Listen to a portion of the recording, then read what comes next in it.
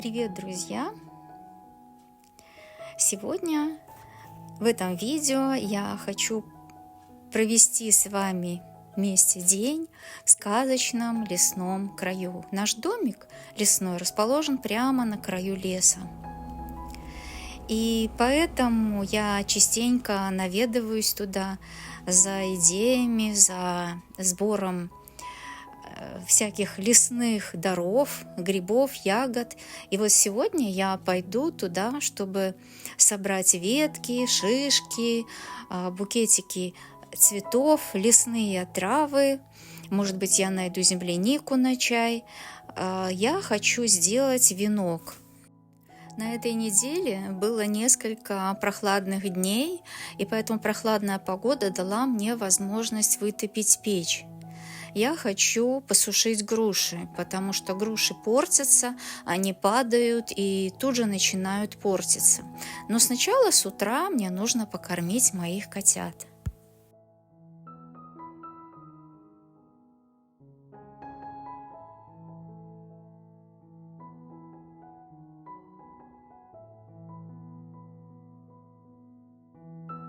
Я люблю лето, но я очень люблю осень. Осень мне нравится тем, что можно топить печь, камин, сидеть греться у огня, смотреть на потрескивающие сучья, бревна в печи, о чем-то размышлять, немножко замедлиться. Ритм жизни отличается от ритма летнего, когда мы торопимся, мы высаживаем растения на грядках, мы удобряем наш сад. А сейчас пришло время сбора урожая. Груши, яблоки, тыквы, овощи – все созрело и требует того, чтобы им тоже уделили свое время и внимание. Но это время, оно радостное, потому что мы видим полные корзины яблок, груш, овощей. Мы можем заготавливать все это, готовить вкусные блюда из того, что мы вырастили в саду.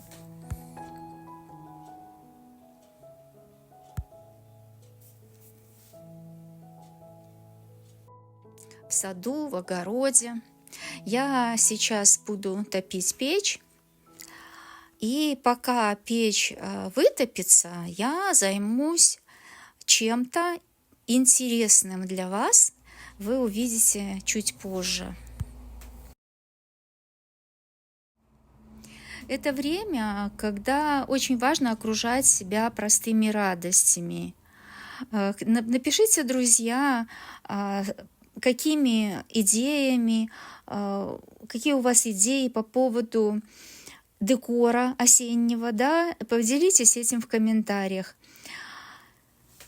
Еще хочу добавить, что этот период очень важен тем, что мы ощущаем приятность в такую вот видя, как полны яблони, груши, сливы, все садовые деревья.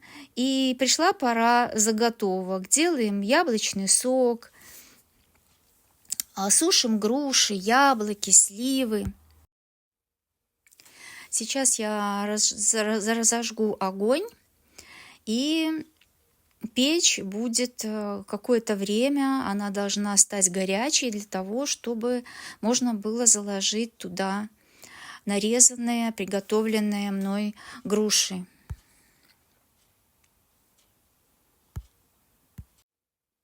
Еще в сегодняшнем видео мы посетим с вами лес.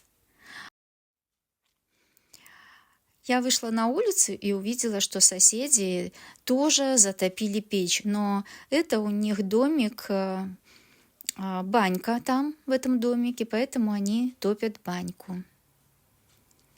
Очень атмосферный вид у меня вот здесь, вот с этой стороны моего заборчика.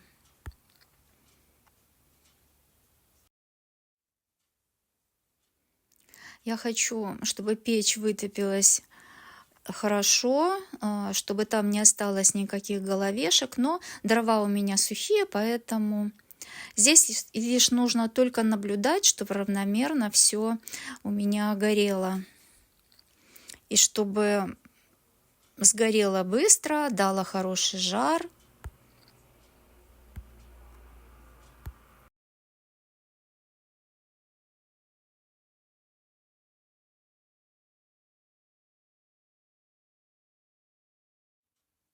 Печь нагрелась, и я заметила, что из камина выпорхнула бабочка. Они там ночуют, и вот когда печь разгорелась, стало жарко, она выпорхнула наружу. Летает под потолком, и мне нужно ее, видимо, словить.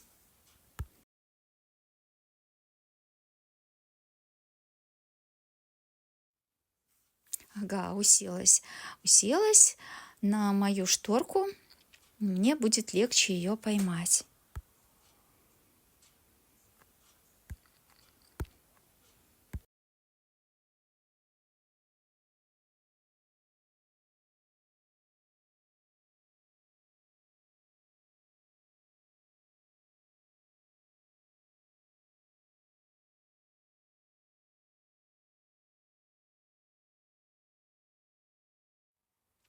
Мне еще очень нравится начало осени, и на протяжении всей осени некоторые ароматы, которые я связываю с печеными яблоками, с запахом сушеных груш.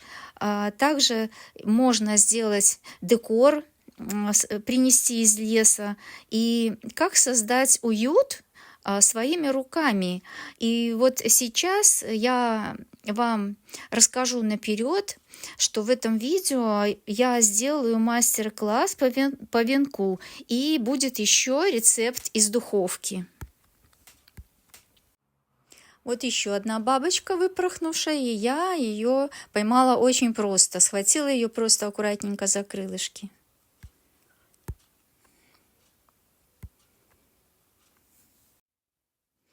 Пока топится печь, я варю грушевое варенье. Вчера я перебрала и нарезала груши, поставила их на ночь, чтобы они выпустили сок, и сегодня я сварю. Я планирую сварить густое грушевое варенье, потому что в прошлом году у меня получалось варенье жидковатое. Я не хотела долго варить, и поэтому оно не загустевало. В этот раз я хочу сделать более густое варенье.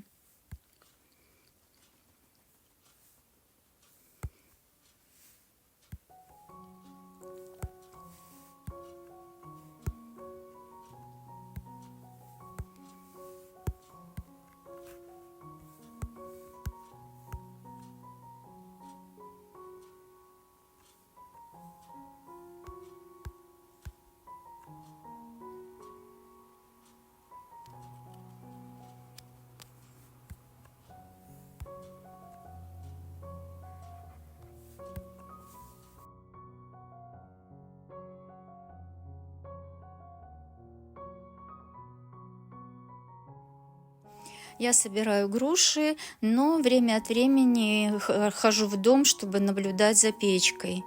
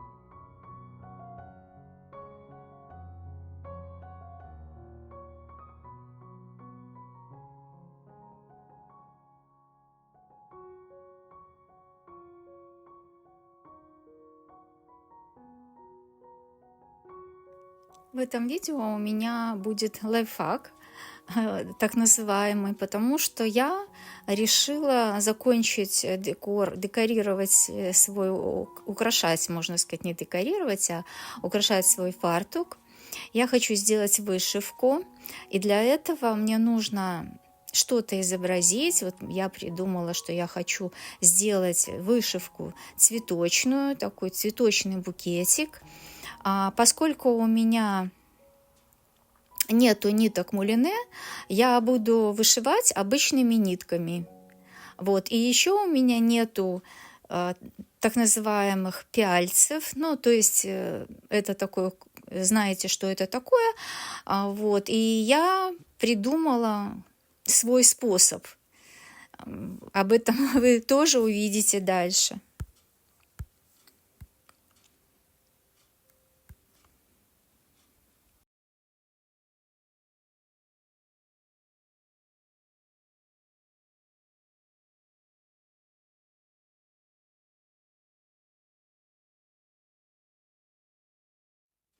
Ткань мягкая, поэтому карандаш рисует не очень четко. Ну, мне это, в принципе, и не особенно нужно. Главное, чтобы здесь была приблизительная схема рисунка, расположение этого букетика, чтобы он был пропорционально расположен посередине этого кусочка ткани. Вот. Ну, а остальное я оставлю несколько таких крайних точек для этого, и будет достаточно.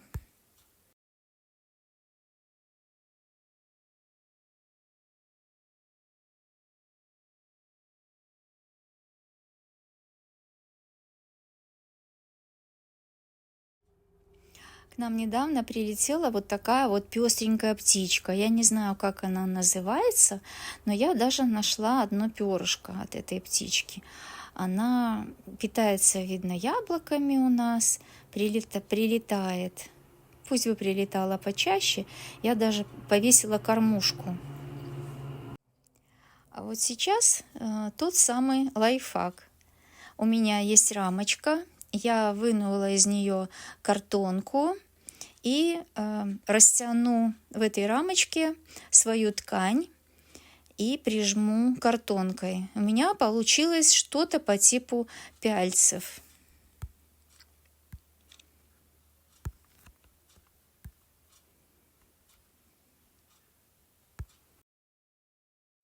Мне нужны будут несколько расцветок ниток.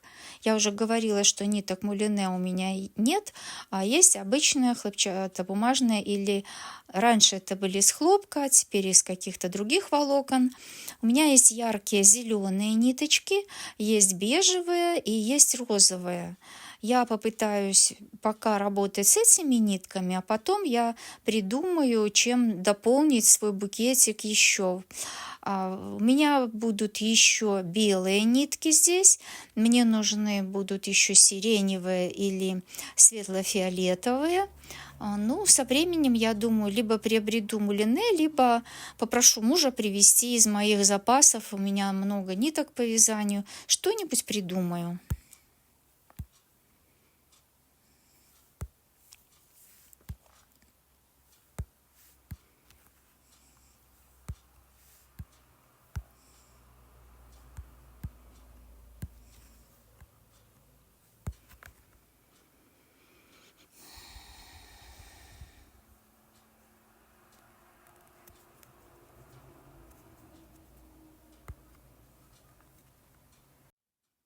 Оказалось, что работать с такими самодельными пяльцами не очень удобно, потому что рамочка имеет извилистые края и путаются нитки. Самые удобные пяльцы это, конечно, кругленькие, поэтому я решила работать без этой рамочки. Очень уж захотелось мне вышить мой букетик.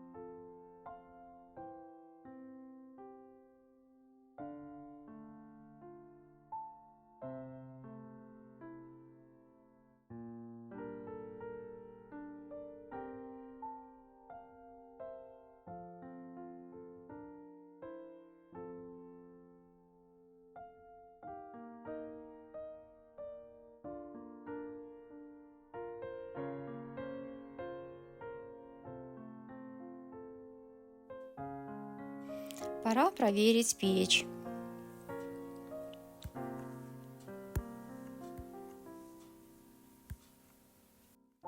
Я боюсь только одного, чтобы груши не сгорели и чтобы они не сварились. То есть печеные груши нам не нужны. Нам нужно, чтобы они томились медленно и медленно сушились. То есть печь должна быть такая, чтобы, такой температуры, чтобы они именно подсыхали.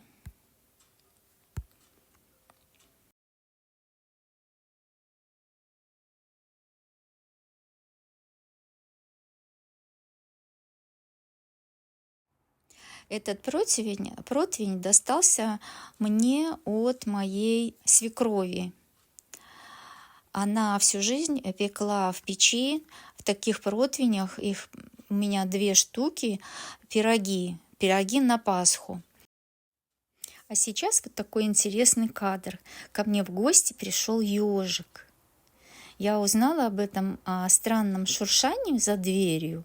И кроме того, мой котик Кузя прибежал со странным мяуканьем. Он не понимал, кто это такой, кто это, что это за зверек к нам пожаловал.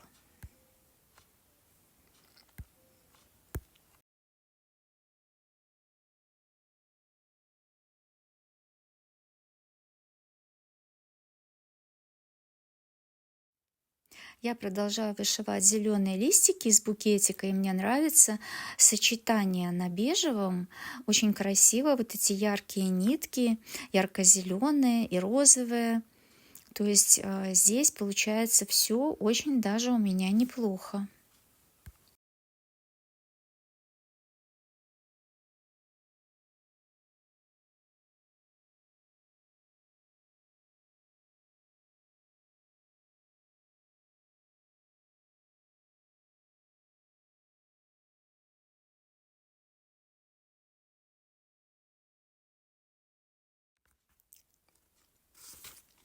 И вот, наконец, я отправляюсь в лес.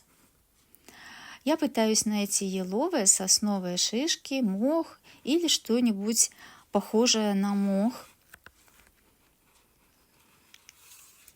А вы можете насладиться вместе со мной частичкой природы. В лесу, конечно, запахи волшебные, и шум леса, он просто завораживает.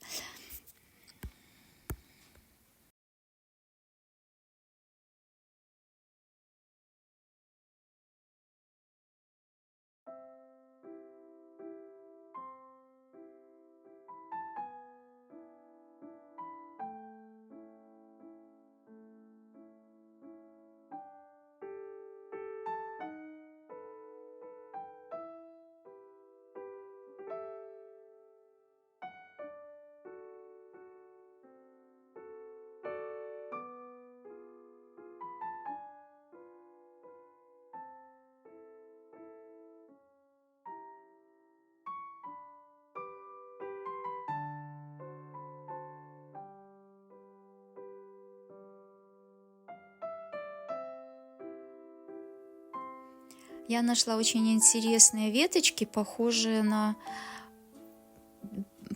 такие растения, которые иногда растут в огороде. Такие пушистые, какие-то мохообразные. И я думаю, что они подойдут мне для венка.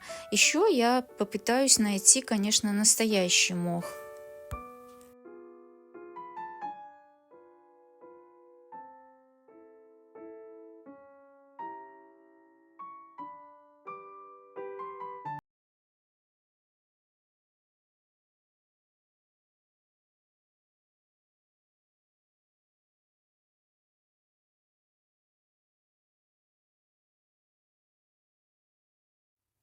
Наконец я увидела то, что искала. Я увидела большой плоский камень, весь поросший мхом. И, конечно же, я начала его собирать.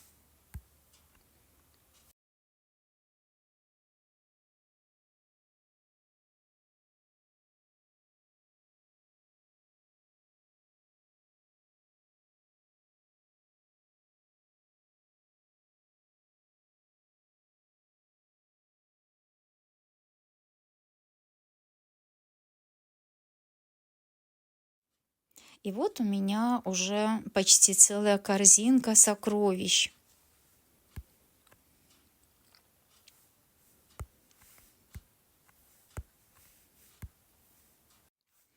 Надеюсь, что я попыталась создать для вас атмосферу уходящего лета и с моей прогулкой по лесу, процессом создания, для создания стильного декора для дома, который буквально под ногами. Я хочу украсить дом лесным венком, кусочком леса, кусочком природы.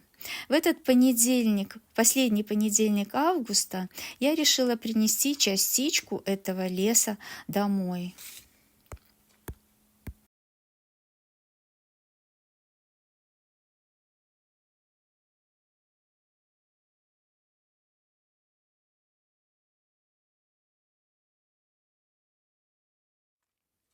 Я бродила по лесу и пыталась вобрать в себя все звуки, все запахи, шум сосен, красоту берез, дотронуться до деревьев, принять в себя их энергетику. Я увидела такое большое сломанное дерево и подумала, что иногда и мы, как те сломанные деревья, но все же мы пытаемся выстоять, потому что век человеческий, даже короче некоторых деревьев, таких как липа, дуб, клен, которых так и называют вековыми. Я была очень рада найти земляничную полянку. Я хочу насобирать земляничные листья на чай, осознавая, что это и вкусное, и лекарственное растение.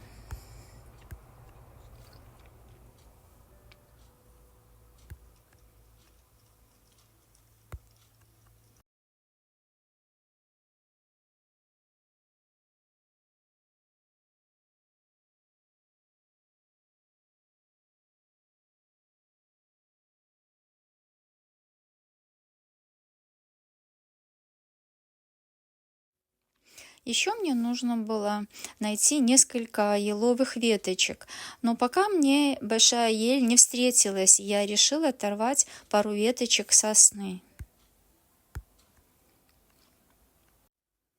Сосны стояли такие нарядные, красивые, и я не решилась отрывать прямо с ветки, прямо с дерева. И позже я нашла уже срубленную, сеченную сосну, и от нее оторвала несколько больших крупных веточек.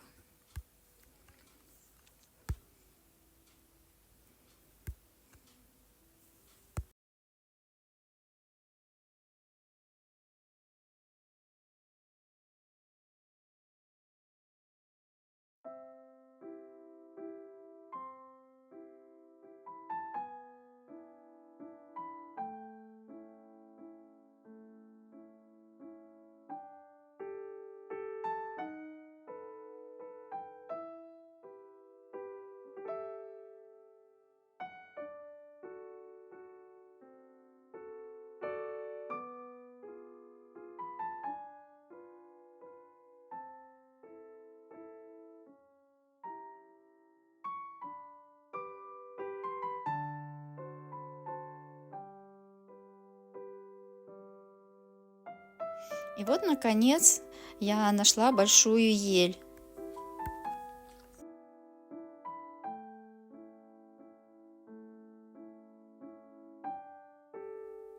Этот букетик я сорвала для вас.